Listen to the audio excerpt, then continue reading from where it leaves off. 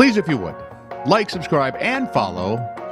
And, of course, tell all your friends to like, subscribe, and follow This Is True Really News. You can do that on YouTube, Spotify, Amazon Music, or iHeartRadio, or Castaway 2. Hey, what's with Castaway 1? I mean, really. Well, the show ended. They were rescued from the island, right? Which time? This is True, Really News with Scott Combs and Tony Vercanis. All the news you're about to hear is true, as far as you know. Researchers at UK-based retailer Game looked at monthly Google search volume data to find out which superhero dominates search engine activity in dozens of countries around the world. Here's the list. Batman. In fourth place. Yes. Let's see, 4 countries, including Canada, Captain America. Yep. In third place. Even with all the changes? Impressive. Yeah.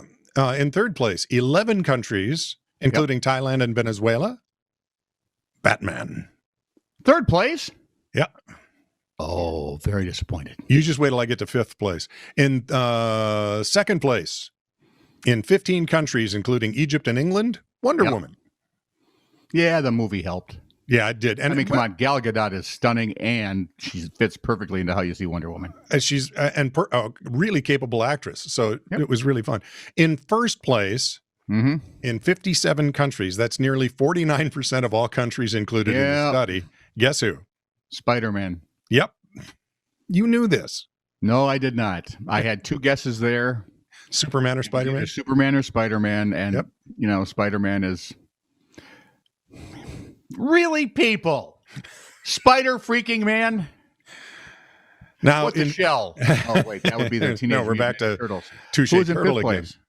Fifth place, one country, Brazil, Hulk.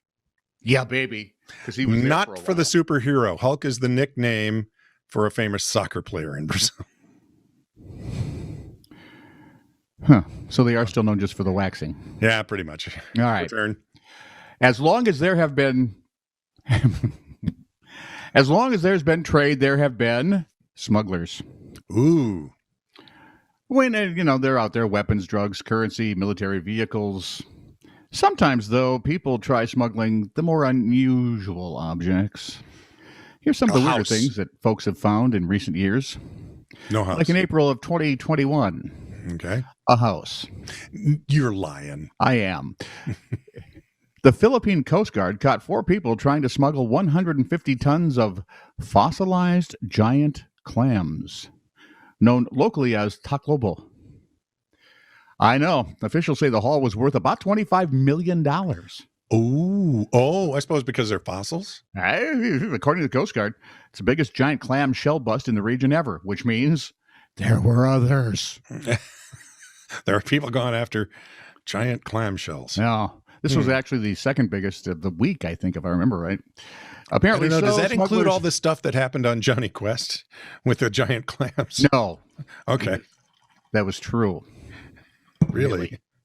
Smugglers sell them on the black market to collectors who apparently care more about owning a fossil than actually, you know, how it's acquired or what the hell it really is. In February 2021, U.S. Customs and Border caught a 49-year-old U.S. resident from Albuquerque, point me in the direction, trying to boy, there is an obscure Partridge Family reference for 100 art.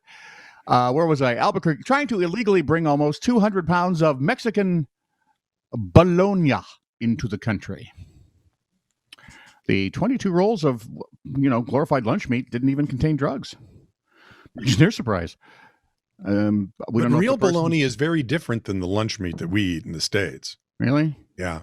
You're just going to ruin it for me now, aren't you? Real bologna from Bologna is actually good. This is bologna from Mexico. Well, I can only imagine it's good. The smuggler had concealed the bologna in the trunk of his 2019 Nissan Rogue. You know where there's normally a spare tire? There's a lot of bologna. Intended. Unauthorized imports of bologna are banned as the sausage contains pork. That could bring in foreign animal diseases. So you try to bring in 200 pounds of bologna. What does it cost you? $500. And all that bologna destroyed. A lot of good sandwiches for nothing. Just set it over there near the room temperature Canadian beef. That'll work. In 2008, customs officers at Miami International got quite the surprise. They found an undeclared ancient Egyptian sarcophagus. For those of us who watch Bones, it's like, undeclared? Quick. What? I like Bones. Sorry. No, I get that. I'm just trying undeclared. So somebody was trying to no ownership smuggle it into the documents. country. The officers confiscated the ornately painted sarcophagus, and investigators discovered it had been stolen from Egypt in 1884. Ooh, so it's been out running around the black market for some time. Coffin likely belonged to a nobleman called Imse, Okay. who lived during the rule of Pharaoh Amas around 1000 BC. Where they Oakspay, Igpay, Ijin. Are you mocking Egypt Day? No. It just sounded like Pig Latin. Over 120 years since its disappearance, it had been making the rounds between underground collectors. All's well that ends well, though. 2010, it finally got back to its home in Europe thanks to U.S. Customs. Yeah, but it has some coffee ring marks on it because It did. It was just not in. It was now only in good shape. Yeah. A severed seal's head. Oh, yuck. 2004. Apparently, the smuggler identified himself as a biology professor. I say apparently because I'm thinking, really? He said he found a dead seal on Revere Beach. He decided to lop off its head and take it home with him, for educational purposes. Unfortunately for him, removing body parts from dead mammals is a federal wildlife violation. You should have gone with the shark's head, dude. I'm just saying. The professor was allowed to board his plane. The seal head was not. Oh, there's more. Severed animal heads are one thing. Seal head? and mention my son's infirmities. Right. Severed animal heads are one gruesome thing, but for some that's just not enough. Apparently people like picking up human skulls too. I don't know, they use them for decoration. Drinking. Woman traveling from Haiti to Miami, 2006, caught with a skull in her luggage. Not just any skull. This one actually still had hair, teeth, skin, and everything, except the body. Well, yeah, because that'd make it harder to pack. So my first thought is, husband? According to investigators, the skull likely belonged to a black man who had died within the year. The woman explained that she'd purchased the skull to practice voodoo on it. See, look at that. A story that starts out disturbing turns creepy as well. Hang on. It's only going to get worse. I'm going to start. Hey, somebody bring me my rose-colored glasses. Yeah, you're going to need those. Oh, boy. We're talking severed lizard parts. Not the parts I'm thinking. Oh, those are the parts. Oh, for Pete's sake. Male lizard parts, shall we say? Despite attempting to curb the illegal trade, lizard parts smuggling remains active. The two-pronged monitor parts can sell for anything between $14 and $40 each. People aren't buying these things to satisfy some weird fetish, though. Most of them don't even know what it is. The traders in the underground are claiming they are actually mystical roots from the Himalayas, so the superstitious locals buy them up and believe they're owning something that will bring them money, wealth. Others, though, buy them parts as parts to eat them as an aphrodisiac. Oh, boy. I'm just going to stop there because I cannot imagine how you could possibly prepare male lizard parts as an aphrodisiac and get in the mood. Right. That's exactly what I'm thinking. I mean, even Pepe Le Pew couldn't. He couldn't. Oh, and the number one story, Cairo Airport seized a haul in 2012 of 420 pounds of frozen cow brains from 3 Sudanese travelers. Sadly, it wasn't the first time it happened. One official said the 420-pound bust was the 4th cow brain smuggling scheme the airport had foiled that week. So I'm thinking, why? Cows aren't that smart. They walk up to you when you're going to put a hammer to their head and make them into hamburger. Well, maybe cow brains, they're a delicacy.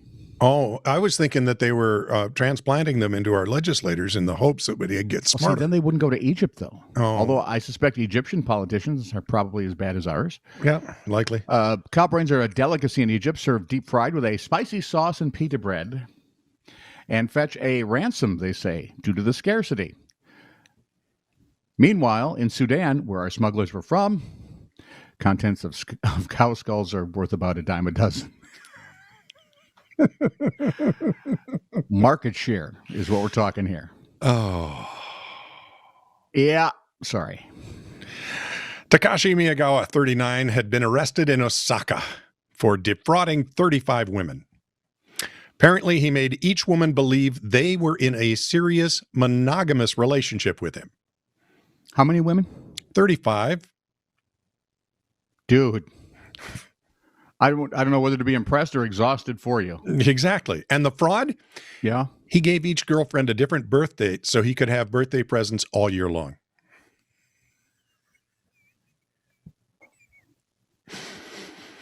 Told a 47-year-old his birthday was February 22nd, told another 40-year-old in July, and a 35-year-old woman thought his birthday was in April. As far as we can tell, his actual birthday is November 13th.